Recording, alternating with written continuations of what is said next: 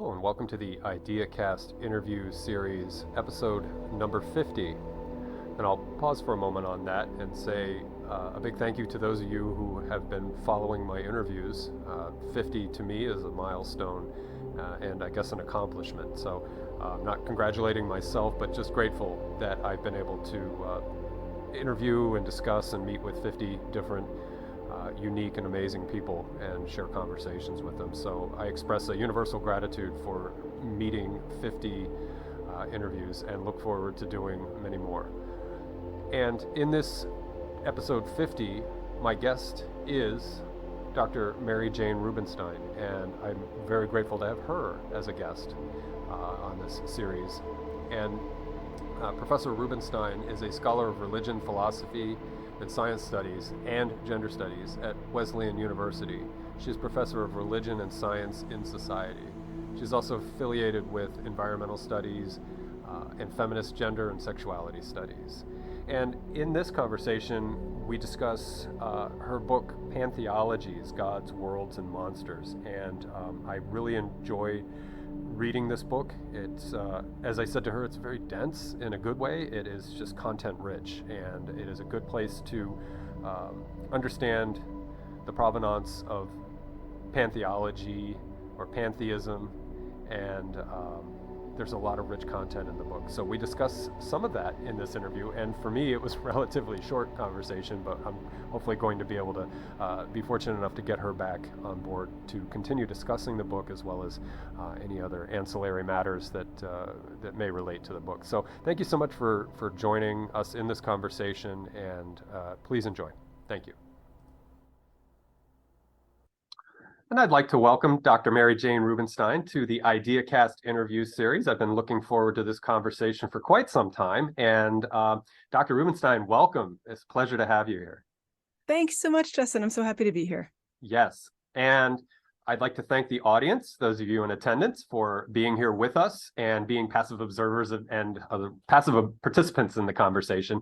And so today, my conversation with Dr. Rubenstein is going to revolve around Pantheologies, a book that I picked up about 10 days ago, 2 weeks ago, and I'm enjoying it very much. It relates to things that are in my sphere of interest and curiosity, and so I've had a good time reading it. I will say that it is a wonderful book in terms of getting to know certain people that may have been lost to obscurity, and so we're talking Renaissance and 16th century thinkers and things like that that lend insight into the subject that we'll be discussing here, which is pantheism. And so pantheism is in a row of theisms or isms that you could go on Google, and if you just even type in pantheism, it'll show up right along with panentheism, theism, atheism, and even process relational theology, or however they're saying that. Process, I guess it's process theology. Yeah, that's it. I get that confused with relational metaphysics, but anyway. So Dr. Rubenstein, it was a great book. You have 7 books out now, right? And this one, or ish. It sort of depends on how you count, but yeah. Okay. Yeah. Okay. All right. So, seven-ish books. So yeah, some books. Yeah, and this one came out about 4 years ago in September. Yeah. Okay. All right. And again, for the YouTube audience, I will have links to the book down below. And so your background academically is in theology, but also in continental philosophy, if I'm not mistaken. Your undergrad was at Williams, if I did my research right. Okay. Yeah. I studied I studied religious studies at Williams, and also actually English literature. Okay. And then went on to do master's work in theology, and then did my PhD back in philosophy of religion. Okay. Yeah. And as a tangent and a side note, at Williams College, when I was in high school, I went to their gallery, and my God, I was blown away. They had sort of second tier impressionist artists. By second tier, I mean sort of not the stuff you'd find in the Louvre, but tons of impressionist art, and it just floored me to see all of it there in a tiny, just something outside of North Adams, Mass. And I was like, wow, that's so beautiful. Yeah. Anyway, tangent, I apologize, but yeah, I just had to throw that in there, that the art, and that may still be the case. That was 30 something years ago. So it's all still there. Oh, that's wonderful. What a beautiful place. And also you are at Wesleyan now? Yes. And so there's a lot of intersectionality with what you do concomitant to theology or the teaching of theology. Would you share a little of that with us as well?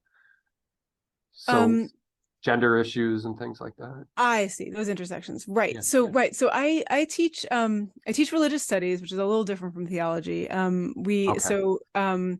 Religious studies tends to look at religion as like a social movement, as a social phenomenon, as a set of literary texts, as philosophical ideas, as a historical phenomenon. So basically, the big difference is religious studies studies people doing Okay. religion. Okay. Theology studies God. Theology Mhm. is the study, right? The study of the nature of the sacred or something like that. So in religious studies, we do read a lot of theology, right? Because we want to learn about what it is that people are invested in and what it is. So yeah, I tend to work in a lot of different intersections of religion and gender, certainly, religion and science, philosophy and science, philosophy and religion, philosophy of religion. Those tend to be my big corners, or Yeah, crossroads, I guess. right. And we'll get into this in our conversation, but I really appreciate how you handle that particular, we keep using the word intersection of science and religion. Sometimes it gets really, if you go online and you start looking at things like, science, marrying science and religion, you get into the kind of pseudoscience and new agery and things like that. And I'm not trying to beat that up. It's just, there can be, avenues of that exploration that yours is much more intriguing in the sense that it deals with a historicity of science and the religions that were going along in the same stream, and how, and again, we could talk about this in our conversation, how say modern science, certain things have snuck in from old dogmas and old praxis of theology that shows up in our modern, even in our friends, the neo-atheists and so forth. So anyway, I found that very intriguing as a new treatment for me of the study of science and religion, and unpacking different aspects of their existence in this time period and in our era. So getting to your book, can we start with Pan? Because not just as a prefix, but you describe Pan in the book and the role that Pan plays in mythology. And so what does the role of Pan play as we merge it with theism? And without defining pantheism necessarily, what does Pan do to bring its qualities or his qualities to pantheism as a word, the etymology, I guess. Yeah, sure. So I actually will, if it's okay, talk about a quick definition of pantheism, just so we can sort of back into it. Please. The easiest, most straightforward definition of pantheism is the affirmation that the world itself is God. That the universe, the material universe, which is also an ideal universe, the ideal material, like everything that is what we mean by God. Etymologically, it comes from the pan part, Pan, means all. The theos gives us theism. Theos means God. So all God, the whole thing is God. I mean, so if we're trying to sort of pick apart the term, the big two things we want to ask about is, well, okay, so what do we mean by God? What does it mean for something? What does it mean for something to be God? Right. That's a big question. And the other question is, what does it mean? Like, what does all mean? Does all mean one enormous compendium of all things, or does all mean like the whole run of plural things? Is all one, or is all many? Is all right? Adding to this like etymological mess in the history of Greek thought is this God whose name is actually Pan. And if you go back to the ancient sources, they will tell you that when Pan was born, so who's Pan? Pan is this goat god of like unknown origins. He's got, depending on who you read, he's got different parents, he's got different dads, he's got different moms, he's got different things. He comes from different places. But they say he's born half goat, half man. And his mom, whoever she was, because again, she's different depending on who you ask, his mom, whoever she was terrified of him. And his dad, who in many accounts is said to be Hermes, brings him up to Mount Olympus and shows him to the gods, and the gods are like, wow, this guy's awesome. He's half goat, he's half man. He's like, what a cool little baby god. And I believe it's Hesiod who tells us Pan, they called him because he delighted them all. And it was the delight that he brought to the all that gave him the name Pan. So there's like a joke at the beginning of his name. Okay. And he is said to be, so then Pan, this goat god, this sort of like hybrid weirdo guy who he's sort of thrown out of the world of Olympus because he's annoying the gods too much. And he comes to be known as the god of nature, as the god of like the natural world. So often when you see references to pantheism, particularly in romantic literature, he's the guy who's the like he's like the character who is so he becomes like the symbol of a pantheist god. It becomes Pan. And so if you want to talk about a reverence for nature in the 18th or the 19th century, you throw a little Pan character into your epic poem or something like that. Okay. An homage. Yeah, exactly. Do you think let's see, what would it be? The intergeneric hybridization of a human and a goat also speaks to what we could discover when we talk about panentheism, that the Pan is so if we look at the monistic and dualistic aspects, if I'm saying those right, of pantheism rather, is there anything there in the cross between two disparate species? Does that symbolize anything, or is that just there for the novelty of his creation? Right. So here's where it helps to think a little bit about the history of their like reception of this idea that the whole world is God. And it tends, so as a thing that gets called pantheism, this idea comes up in Western philosophy and theology, particularly beginning in like the early 17th century with a philosopher named Baruch Spinoza, but there are others before him, and there are certainly others after him. And almost every time it gets brought up, somebody sort of collides with it. Somebody brings up the idea that it may be that like it's the universe itself that's God, and God isn't like outside the universe governing, but God like just is the universe. Every time it comes up, the idea gets like laughed off the stage. People think it's a terrible idea, it's absurd, it's idiotic, it's feminine, it's childish, it's like non-Western somehow. It's like dark and Eastern, or dark and African, or dark and primitive, or dark and indigenous, or dark and something, but it's not. It's not what the West is supposed to be. It's a good ad hominem attack, basically. Yeah, exactly. So, and you'd have to be absolutely absurd to say something so idiotically simple as the world itself is God. And so I spent a lot of this book trying to figure out like why this is an idea that philosophers and theologians hate so much. Like why there are plenty of things that they'll call heretical, or they'll call wrong, or they'll call ill-informed or ill-advised. But this one they get really, really mad about. And if you track the ways that authors respond to this idea of pantheism, almost without exception, I mean, I can't even think of an exception, they call the idea monstrous. Monstrous, meaning that it sort of stitches, if you think about the way you would make a monster, right? You'd make a monster by like taking a goat body and a dragon tail and like a I don't know, a unicorn horn or something like that. You'd like stitch different things together. Right. A monster is something composed of parts that ought not be together. And the idea that seems so revolting behind pantheism is the idea that like God and the world, which is supposed to be two totally different things, are actually the same thing. Why does this get us so upset? Well, because God is usually associated with a male, rational, disembodied figure. Nature we always refer to as feminine. It's totally embodied, it's material. God is said to be totally unchanging. Nature is said to be totally changing, right? The conflation of these different things into one thing prompts again and again this charge that pantheism is a monstrous position.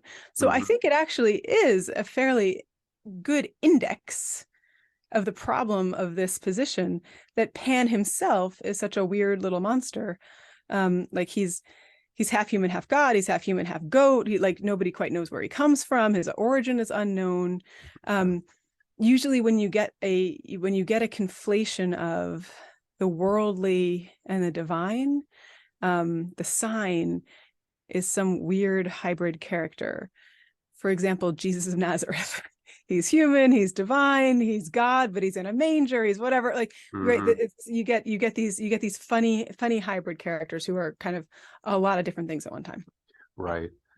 We even see that in these CGI movie things that pop up from Marvel or DC or whatever. I don't really follow movies much anymore, but there seems to be a lot of the hero theme in that, and they are like X-Men or mutants, and I do know that much. So yeah, I guess it's a contiguous stream in our lore and our mythology. And yeah, I brought up the goat thing sort of as being prior to that provenance of pantheism, wondering if it's been utilized in that sense before, maybe not necessarily as a pejorative term to apply to other ideas, concepts, or philosophies brought up, say, prior to the 17th century with people like Bayle reacting to Spinoza, but just in the deeper history, if Pan has ever been used in a similar way, the goat, god Pan, has been used to describe things in that manner before. And this is just a slight amendment to what I asked to the original question, I guess, if that makes sense. Sorry. To describe what sorts of things? Well, like so Pan's been with us since the Axial Age, I guess, or no, I guess way prior to that. And so has Pan come up as a means beyond just the mythological character who does what he does?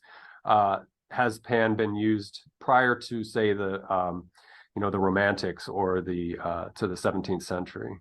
Is there any other notes in history where we find that Pan has been used in a similar manner, I guess? Well, the big one that I focus on is Pan's having been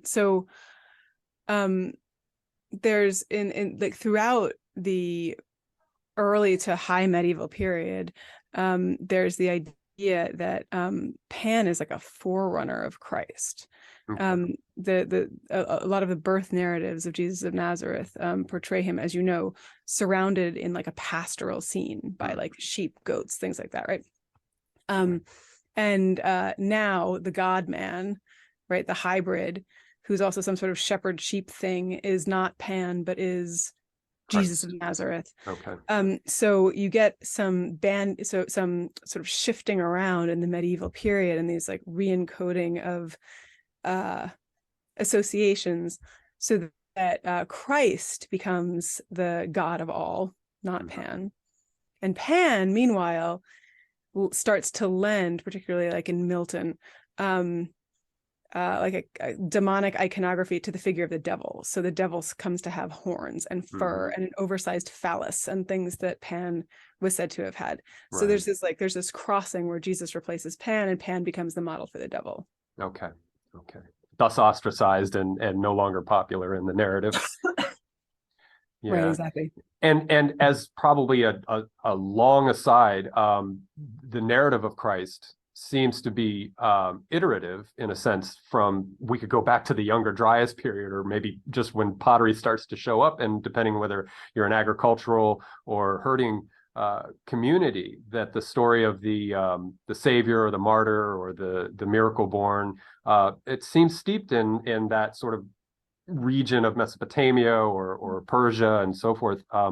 And so Pan is part of that, right? Part of the string of narratives that show up continuously in various cultures.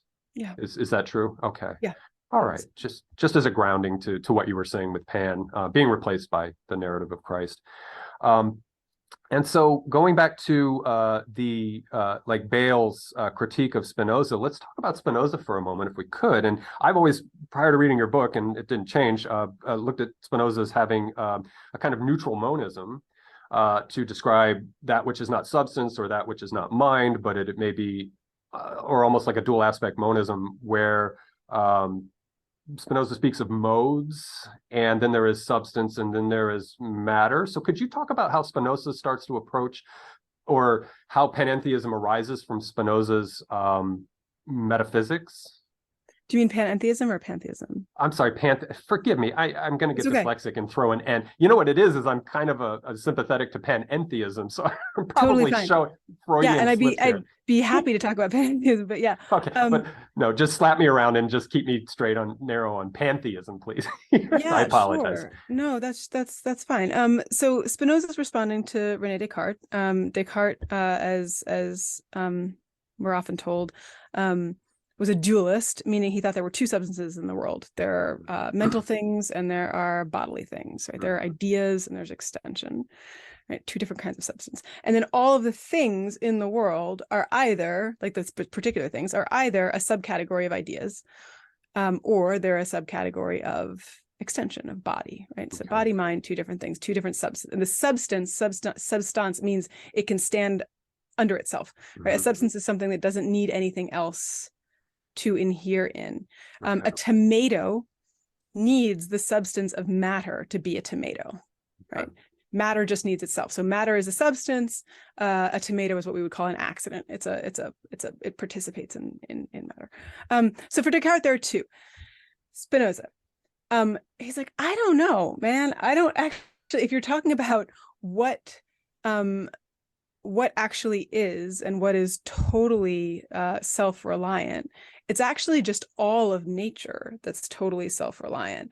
And all of nature has two primary, what he calls then attributes. Nature sort of shows up in mental stuff and nature shows up in material stuff. But all of it is really just part of this one thing we call nature.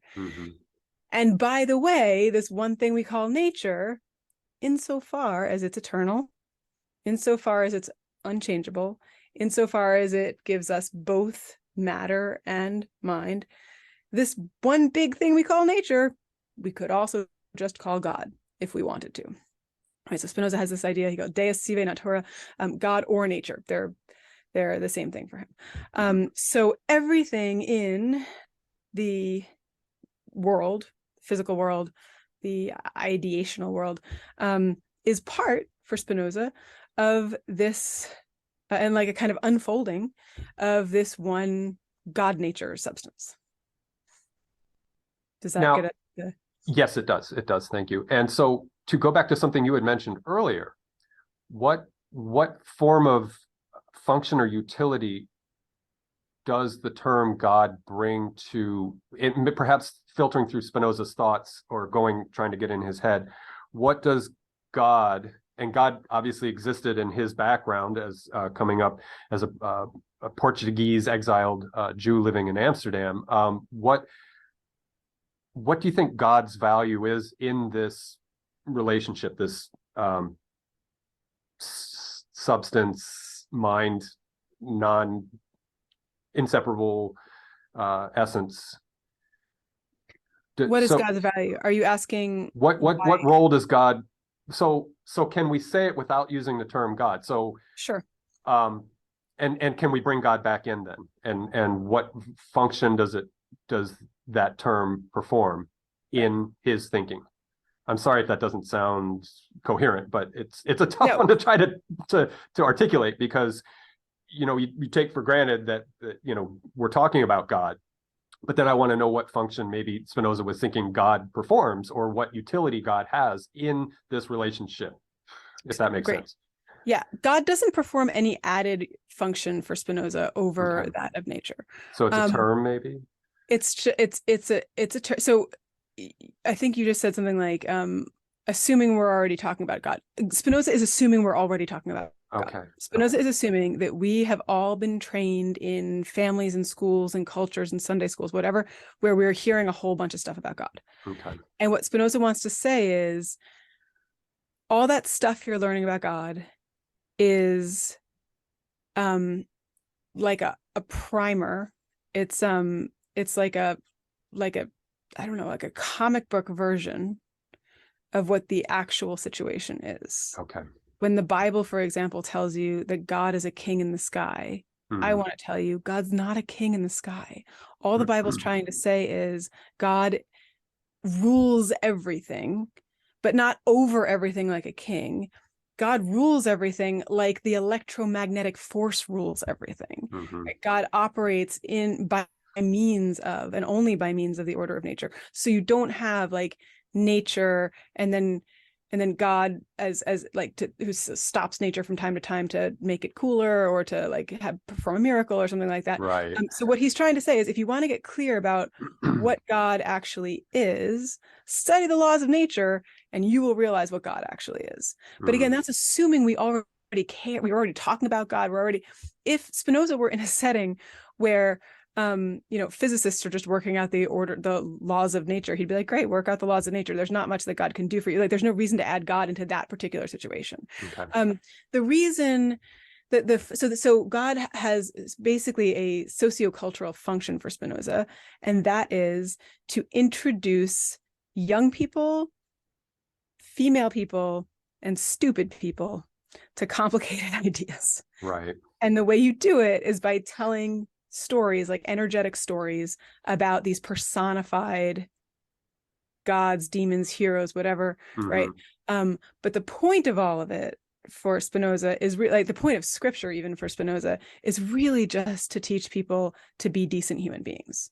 Okay. But it's not telling us anything about the actual nature of God. If you want to learn about the actual nature of God, go out and study nature, figure out the laws of physics. That's how you're going to learn it.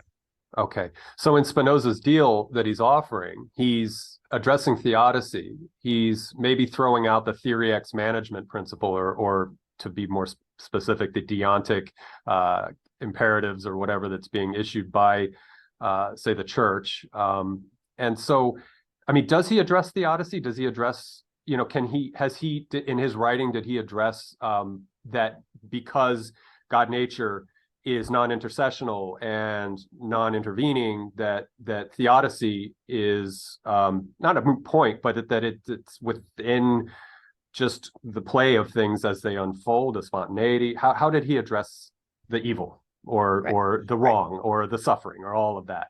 Right. So theodicy is a response to the problem of evil. The problem of evil for Spinoza is misguided insofar as it assumes that evil is whatever makes human beings uncomfortable. And as far as Spinoza is concerned, the moment we get rid of a personal male monarch deity beyond the universe, we also get rid of the idea that human beings are his favorite creation. And so if God is not a humanoid super being behind the universe, but rather the universe itself, then beetles and mustard seeds are as important to creation as humans are. So the problem of evil just totally shifts. The problem of evil completely shifts, and you don't get to say, like, why does God let bacteria infest me? It's like, well, God loves bacteria. God is bacteria. God that is right. So it's the problem. The problem kind of dissolves because for Spinoza, insofar as nature is God, and nature is unchanging, it goes through cycles, but for him it's unchanging. Nature is itself perfect. Therefore, from the perspective of God, the whole, the interactions of the whole are actually perfect. Now, does this mean that insofar as nothing can be changed and nature is perfect, you should go out and do terrible things to people? No, he's like, actually, this is why scripture is useful. Scripture is useful because just by understanding like the eternal workings of the gravitational constant, you can never get to the idea that you ought to be nice to your neighbor. Scripture can teach you to be nice to your neighbor, right? So that's what that's useful for. It's useful for teaching us how to to lead moral lives and things. But the abstract question of theodicy is gone the minute you get rid of your sort of humanoid creator and your anthropocentric creation. Yeah, the masculine sky father. Yeah, who will make you suffer if you don't abide by the cultural normatives that are in the scriptures, and who will save you and protect you if you do, because that's usually the question, right? Why haven't you saved me and protected me? Why are you being so awful to me, right? I've been good all year. Yeah. Which to me is a breeder of crisis of faith, I think, and so I purchase a lot more comfort in these kind of thinkings where we get rid of theodicy and realize that spontaneity is more the way of the goings on of our world and our reality. Now, so to have a view of the reaction of Spinoza's work, you referenced Bayle in the beginning, and his polemics and his admonishment of Spinoza for daring to rattle his cage and talk about the Sky Father in such a terrible way.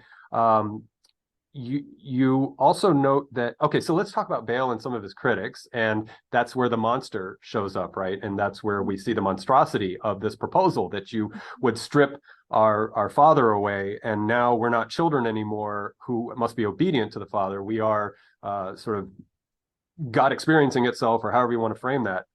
And we are not necessarily on our own, but we are sort of the spearhead of experience, telos, all these other different things. Mm-hmm. So Bayle's reaction was in line with pretty much. I mean, he was excommunicated from the synagogue, or from its community. Order. Yeah. Mm-hmm. And so, but Bayle speaks in your book. Bayle speaks well to, I guess, the reaction and how this was, and it makes sense. I mean, this is the 17th century, and so to be this I can't believe nobody killed him for speaking the way he did or thinking the way he did. And he actually, did he publish under pseudonyms, or was he out, as it were? No, he was out. He did try. So after he was excommunicated, the next thing he published just anonymously, but everybody knew who it was. Okay. And then his ethics, where he really sets forth his metaphysics, which is also his theology of God or nature, that was published posthumously. Okay. All right. So I want to bring gender in because gender plays a large role in discussing matter and form and the relational process of creation, if you will, or reality. And so I think the genesis of the term, this is me thinking out loud here, the genesis of the term pantheism, and I didn't mess that one up this time, was a sort of birthing process that speaks to what you were pointing out with regard to misogyny in how we look at matter, how we look at substance, how we look at form, and even ideal in the metaphysical sense. So when we look at our history, especially during the Enlightenment, and this, so I guess I could get really scattered here, so I'll just stay back towards Spinoza. Again, my understanding of how pantheism came to be, and you mentioned this earlier, how it was used as a derisive term and used as a pejorative term, but that almost speaks to what you're speaking about in gender, in that this aberration, this terrible thing that ultimately is very neutral and benign, but was received so poorly by men, by the patriarchal establishment. Can you unpack the notion of how matter is treated as sort of the dirty feminine aspect of the relationality between, say, form, and I guess you'll need to define form or substance, or modes, and matter? Can you talk to that, please? Because I think that's really important in your book, the sort of gender violence that occurs in how, even today, I think, how we relate to nature and matter and the inertness that we see around us. Right. So matter, that word comes to us from Latin, from mater, which means mother. The same root gives us matrix, which means womb. So just again, etymologically, matter is gendered female in this particular tradition, right? Okay.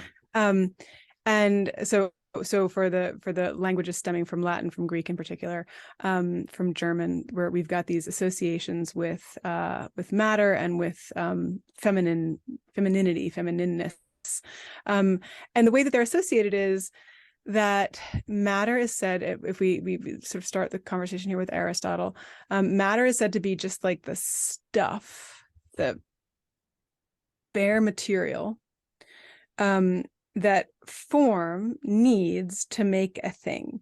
And so form is like the active shaping, important, like significant partner here, and matter is just, again, like the bare stuff that can't do anything on its own. Aristotle refers to form as masculine and matter as feminine. He talks about matter as just like lying in wait for a male form suitor to come and get it and do something interesting to it. And I think you're right that the as the centuries wear on, these associations persist. Again, it is said that men have the faculty of reason and women have their bodies, and men have ideas and women have emotions, or that femininity and materiality just get persistently linked to one another, and thought and idea and masculinity also get persistently linked to one another. So this is, again, part of the problem with pantheism, is that you seem to be smushing it all together, and all of your sort of beloved gender differences start to disintegrate really quickly if you associate God, who's supposed to be pure thought, pure consciousness, pure idea, with the like icky stuff of matter itself. I think you're absolutely right to say that it's the feminization of matter, and the notion that to be feminine means just to be passive and to be waiting for something that underwrites the eventual total exploitation of the earth in the hands of the inheritors of this kind of metaphysics, which is to say, like the Western nations, who see the earth as just a set of resources for us to do something to it, to her, right?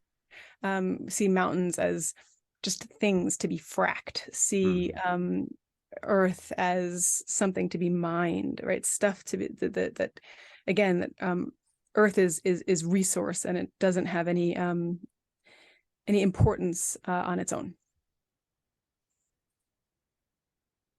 Give a nice pregnant pause there and a little silence for for what you just said, and I appreciate that, because the voices of people who speak to a better way to relate between us being sentient, if you will, or sapient, or whatever we might be, and the inert matter around us, that the narrative of the relatedness and interaction can be modified. I think I don't see it happening, but I yearn for a potential to see a shift in that relating to what we consider the inanimate or the inert part of our pantheistic environs. Now, I know we don't have a lot of time in this interview, so forgive me if I just take a hard right turn and get into something else. Let's see. Let's go to Hegel, I guess, for a second. And he was talking about a reviewing, or sort of looking back on Spinoza's work, and was talking about what James called a pluralistic and a monistic, if I'm getting that right, pantheism. And I think Hegel, in your book, talked about the Dasein, and not necessarily Heidegger's being in the world Dasein, but the all versus all that is. Can you talk about Hegel's treatment of pantheism, or at least a la Spinoza, pantheism a la Spinoza, for a moment? Is it okay if you think that's relevant, if you think that's important to the conversation? If it's okay, let's fast forward it to James, because he does more interesting things with it. Okay, if that's all right. That's fine. Because that's and James is taking some terms out of Hegel and then doing some really interesting things with them, I think, which helps. So James is coming along in the beginning of the 20th century at this work. He writes in the late 19th, early 20th century, and he's looking at like educated men of like Oxford and Cambridge. He's overseas, he's giving lectures, and he says to them, look, we're all men of science here, right? Like, we're all smart people. None of us believes in that guy in the sky anymore. But he says, we're also not, base atheists. Like, you couldn't possibly be just an atheist. What we really all are, we men of science, we're really all pantheists, aren't we? Like, aren't we? Can't we just agree that we're pantheists? He says. And in this, he says, and so the question isn't so much whether we're going to be pantheists, because I think we all are, says he. But like, what kind of pantheists we're going to be? And he says there are two kinds of pantheists. There is, and you've referred to these terms before. There are monistic pantheists who assert that the world is one, that everything is one. You know, that old joke about like, make me one with everything, give me a hot dog, whatever, that like the make me one with everything, that the world is one, that everything is one, that we're all one, that I am you and you are me and we are all together, that like everything is the same. That is a monistic kind of pantheist. Okay. And then there are pluralistic pantheists who affirm that there are an inordinate number of connections between and among all things, right? These things are connected to those things, which are themselves connected to those things. But things remain different from one another. Like there are differences and there are particularities and there are some connections that don't work. And there are things that are connected and then they fall apart and they're not connected anymore. And there are some things that are not at all connected to some other, but everything is connected to a lot of other things. That doesn't mean that everything is connected to everything. It certainly doesn't mean that everything is everything all the time, right? And James says, I want to say that kind of, he's like, I don't know. Is the world one? Is it many? I have no idea. Does that mean that God is one, God is many? No idea. How would I know? Who would tell me? Who would prove it? Like, how could I possibly tell this to you? But I'm a pragmatist. I'm James. So I'm going to tell you that I think the pluralist idea is more useful because the pluralist idea gets at a more common experience that we have of the world, which is there are all these dizzying connections, but the things aren't in fact one, right? And the problem with this insisting that that all things are the same, is that when some things act different, we either ignore those things because we think that they're not real, or we demonize them, or we call them evil or something like that for failing to line up. Whereas in a pluralist pantheism, things get to be themselves. And isn't that fantastic? Yeah. Right. Because the more plurality, the more God, or something like that. So he sets forth this schematic that I think is really helpful. And I think that provides a basis for a much more interesting engagement between science and religion than, say, the monistic type or the theistic type. The theistic type is will say like, science, what have you discovered this week? Are we still allowed to believe in God, or something like that? Like that's the pluralistic pantheism says, start unraveling the processes within the world, see how everything works, study all of it, and realize that all of these ongoing processes that make and unmake worlds, the way that mushrooms allow trees to communicate, the way that the rain makes the trees grow and the leaves come down and they nourish the soil and the worms redirect, like all of that, all of those processes are participations in divinity, which is to say, in the making of the world, in the sustaining of the world, in the unmaking of the world, which doesn't mean the whole thing is one big one that's God. It doesn't mean a worm is God. It means all these processes that work together by means of one another are what we mean by God. Yeah. Kind of a pars pro toto perspective. Would that be fair? You know, the God term would be that which represents the all, the many, the multiplicity. Right. It's right. It's not like this. It's not the sum of it. It's not the sum of it. It's like the whole process by which all of these agents together against one another, with one another, are constantly working to make and unmake worlds. That is what this like pluralist pantheist would call God. And I believe that in other conversations you have here on YouTube, and I would encourage people who are watching this to check them out. You talk about the multiverse, and so that's a kind of a doorway opening to that idea that then works with things like fine tuning and anthropic enigmas and questions and principles and so forth, that it allows for these kind of conversations to happen. And in my own bizarre thinking, I think that's can be compatible with other say ontological systems, and I won't get into that because we don't really have time, but to me, in my own strange mind, it works, but yeah, it has some utility to it. When I was asking about God earlier, like the utility or the functionality of its being able to move forward down the road and have some rigor to it that we can work with. So I know you said you had about 45 minutes today, and I could keep you for hours, literally, because I'm starting to open up and remember things about the book, like talking about animism and talking about quantum mechanics, which to me, quantum mechanics, I could have a whole show with you well, we could talk about animism, but physics and science and things like that. Not that I know anything, but I could ask questions because, you get this kind of different camps of quantum physics, and what is we were talking about science and theology as it relates to gender, and I would love to talk to you about where we are with quantum physics and gender. But again, if you're running low on time, I would have to have you back. I mean, if you enjoyed this experience and you do wish to come back, I would love to talk to you about that. And there's even more in the book that we haven't even touched on, like animism, which I found interesting because, again, there is this sort of hopefully soon archaic or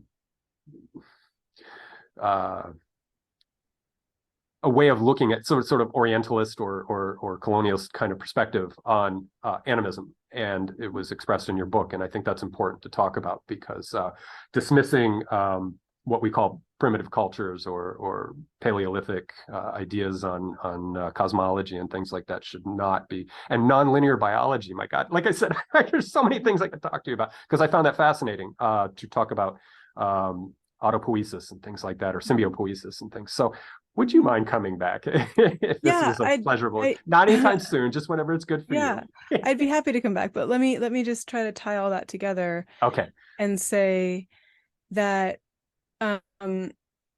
if we're looking for, if we're hoping for, if we're longing for, you used a word like this, longing or yearning or something, or dreaming for, a way of talking about the world that doesn't reduce it, the physical world, that doesn't reduce it to basic materials for the use of and profit of human beings. There are a number of we're not limited to this idea. There are lots of other ideas out there about the way that matter works, about the way that the world works. And one of them is in the traditions that some of us have come to call animist, which is to say those traditions, usually indigenous traditions, that teach that things that Westerners think are inanimate are actually animate, that rivers have spirits and or are alive, have personhood, that trees have personhood, that rocks, some rocks have personhood, right? And to relate to the more than human world in such a way that things that Westerners think of as things actually become persons, right, can be instructive in trying to think otherwise about how we're living in relation to this creation of ours. Quantum mechanics, in a totally different vein, reveals to us, keeps revealing to us, won't stop revealing to us that at its most basic level, matter is sort of always doing new things and unpredictable things and trying out new directions and testing out new paths and like eluding our attempts to pin it down to something. That is also it's part of what's so difficult for, say, Einstein to accept about quantum mechanics, that like a quantum particle seems itself to have some kind of agency. It decides to collapse or not to collapse, or to spin up or to spin down, or to whatever. Like, it seems to be able to speak to other quantum particles, right? So there are whole layers of agency that quantum mechanics reveals, or at least posits, that might be, again, whether or not, people will say it's true. I don't even need to make a claim about whether it's true. It can be instructive, right, to think about matter itself as having agency. Same thing with nonlinear biology, which focuses particularly on the role of gene exchange in bacteria.